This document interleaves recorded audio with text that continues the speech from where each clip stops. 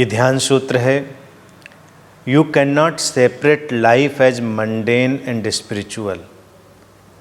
Meditation is seeing whole life as a moment of the sacred.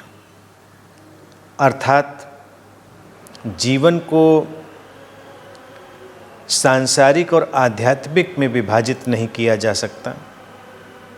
ध्यान जीवन की समग्रता का एक प्रवाह है, और ये जो समग्रता का प्रवाह है, इसे उस तरह से देख लेना, वो उस पवित्रता को देख लेना है, मोमेंट ऑफ द सैक्रेड, उसको देख लेना है।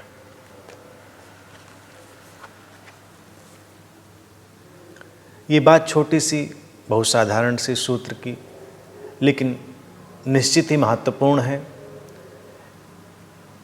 आम व्यक्ति की आदत है मंडेन और स्पिरिचुअल में डिवाइड करने की, कि ये मामूली है, ये गैर मामूली है, ये सांसारिक है, ये आध्यात्मिक है।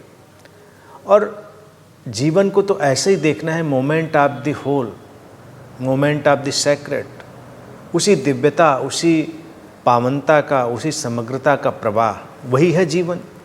उसको वैसा ही देखना, तो वही ध्यान बनेगा। अब इस बात से मुक्त होना अगर पहले कदम पर ही घट जाए, तो किसी भी सीकर के जीवन में बहुत सुगंध उतरती है, अलौकिक सुगंध उतरती है। और अगर पहले कदम पर मुक्त ना हो पाए, तो अक्सर तुम देखोगे कि लोग बड़ी दूर तक संसार और अध्यात्म के विभाजन में उलझे रहते हैं। कई गुरु भी जो कुछ समझने भी लगे हैं, लेकिन अभी पूरा नहीं समझा है उन्होंने, तो वो भी इस विभाजन में उलझे रहते हैं।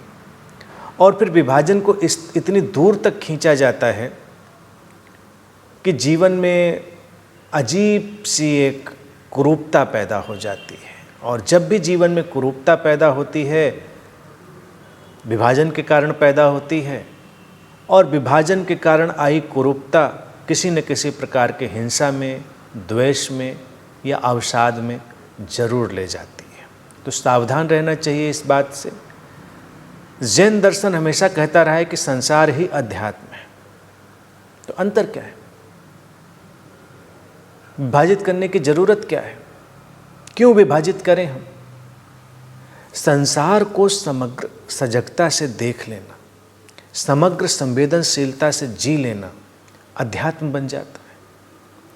और अगर इस विभाजन को हम, जैसा कि मैंने कहा, पहले कदम पर ही नहीं समझकर दूर कर पाए, तो बात खिंचती चली जाती है। कई गुरुओं के प्रवचन तुम सुनो, वो कहेंगे कि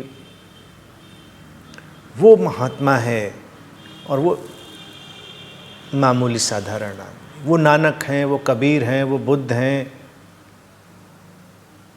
बड़े बड़े नाम गुरुओं के, और ये एक साधारण सा, एक ये पप्पू है, चंपू है, ऐसे नाम वो ले लेंगे। क्या अंतर है? किसी पप्पू में, चंपू में, कबीर में, नानक में क्या कोई अंतर है? समग्रता का प्रवाह है। जीवन ने सबको अधिकार दिया है होने का। अस्तित्व अगर किसी को किसी भी जगह पर लेकर आया है, तो रहस्य होगा। विभाजन करे कौन? क्या जाने हम कि क्या महत्वपूर्ण है और क्या महत्वपूर्ण नहीं है? कौन जाने कि किसी बुद्ध को किसी ऐसे साधारण से व्यक्ति ने न संभाल रखा हो? ये तो रहस्य है ना।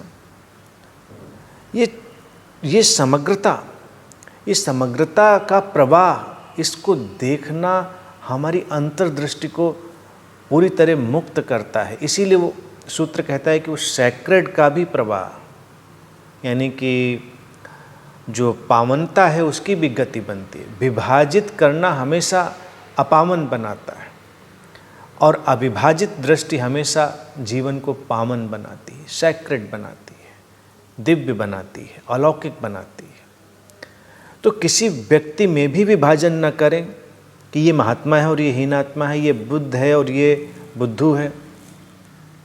सब जुड़े हुए हैं एक सिरे में, एक ही ओर यात्रा कर रहे हैं, और धीरे धीरे सब उसी बिंदु की तरफ पहुंच रहे हैं जहां पर वो अपने स्रोत में डूबेंगे, स्रोत से लयबद्ध होंगे, स्रोत से एकाकार होंगे और पूरा जीवन उनका बोध की रोशनी से भरेगा।